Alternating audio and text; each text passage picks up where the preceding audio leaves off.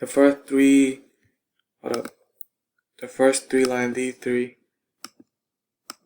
will create this whole web and this turtle facing 0, which is like that direction. This line right here, move this turtle that's right here 100 steps forward, like that. Then test dot right 144 degrees, move it clockwise from that direction 144 degrees downwards. So around 30 from right here. So move 30 down here, or 144 here. Get you here.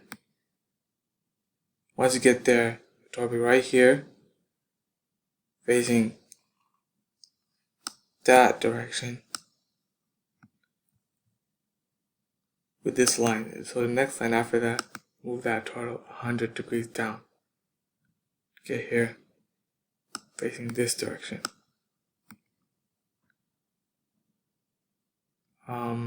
After that, this line here again, we'll move the turtle 144 degrees. So the turtle will be here, and move 144 right degrees, so clockwise, so there. So the turtle facing this way will be moved forward 100 steps by this line here, reaching here, that point. So right 144, to get the point right 144 again, move it, while the turtle face this way, move it clockwise again, reaching here. So turtle will be facing downwards